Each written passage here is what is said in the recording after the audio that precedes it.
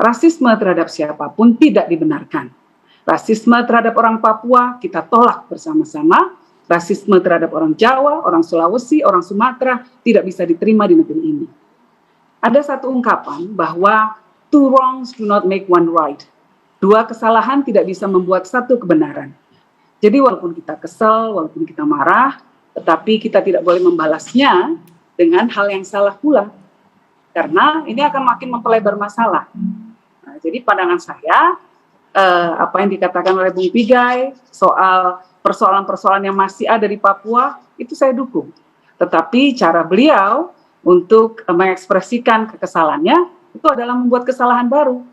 Dan membuat kesalahan yang bisa berakibat, berdampak pada masyarakat Papua sendiri.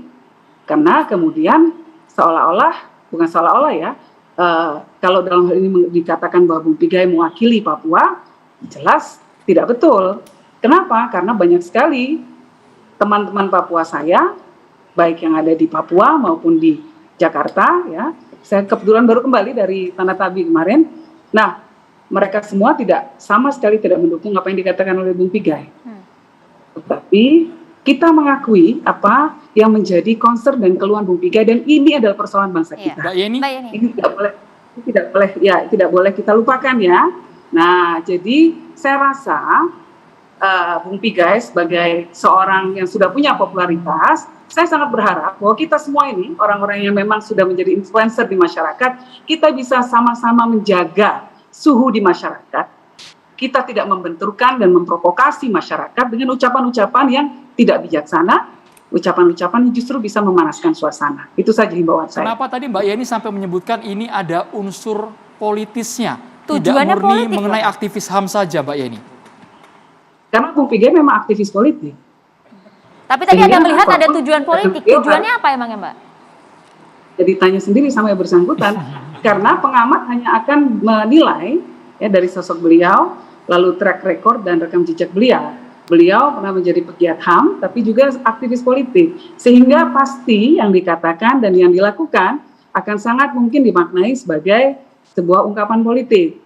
Atau memang ada desain politik di sana. Nah, desain politiknya bisa sangat sederhana. Misalnya adalah kalau politisi dimanapun ya, misalnya adalah kalau dulu ada game-nya adalah new news is good news. Sekarang kan even bad news is good news. Karena semua orang berlomba mencari popularitas. Nah, seorang politisi harus berjuang untuk mendapatkan perhatian dari masyarakat.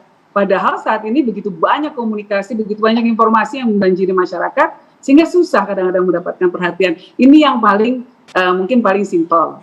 Tapi bisa saja ada hal-hal lain ya.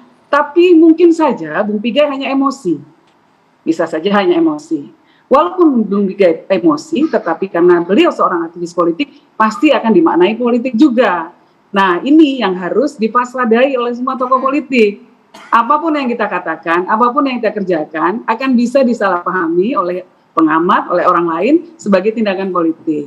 Nah, Bung Pigai ini seorang yang punya influence, punya pengaruh. Beliau sering berada di layar kaca, beliau aktif di media sosial, punya pengaruh besar. Nah, kewajiban orang yang punya pengaruh adalah justru menjaga suasana kebatinan masyarakat agar sejuk, agar rukun. Nah, kita bersama-sama harus mencapai masyarakat yang sejahtera, dan itu hanya bisa dicapai kalau kita semua rukun. Perbedaan diselesaikan dengan cara dialog damai, bukan dengan cara saling mencaci dan memaki. Itu kalau saya, karena saya mama, ya, Mama Yeni. Ya. Baik, terima kasih Mama Yeni. Terima kasih atas informasinya. Tapi kalau tadi disebutkan, tanyakan langsung ke orangnya. Nah, ini saya minta komentar dari Bung Pigai. Ada tidak sih tujuan politiknya? Kok tadi katanya nampaknya emosi Bung Pigai ini? Gini, aku tahun 99 ada di daerah pedalaman Papua. Yang suruh ke Jakarta itu Mbak Yeni, Bapak almarhum Gus Dur dengan Al Hilal Hamdi. Jadi kalau Ibu Yeni ngomong ya saya nggak bisa saya lawan, saya karena Gus Durian asli. Nggak ada bantahan ya Bang? Nggak bisa saya lawan. Terus yang kedua, Mbak Yeni, aku masih aktivis kemanusiaan. Kadang-kadang kita bicara keadilan itu ada sentuhan politik. dimaknai sebagai pernyataan politik. Saya akan jadi aktivis politik kalau Mbak Yeni jadi calon presiden Republik Indonesia. Karena aku dibawa oleh Gus Dur ke Jakarta jadi staf khusus menteri di usia paling belia. Baik. Jadi sementara belum dulu aktivis politik Bu Yeni, Mbak Yeni. Nanti kalau Mbak Yeni calon presiden, baru saya jadi Tapi kalau aktivis. kata Mbak Yeni, apakah sekarang cuitan yang masih eksis ini harus segera dihapus atau tetap dipertahankan? Karena tadi kan Mbak Yeni melihat Bang Pigai ini seorang influence juga ya, punya pengaruh followernya juga banyak. Menurut Anda seperti apa agar ke depan tidak ada efek yang berkepanjangan?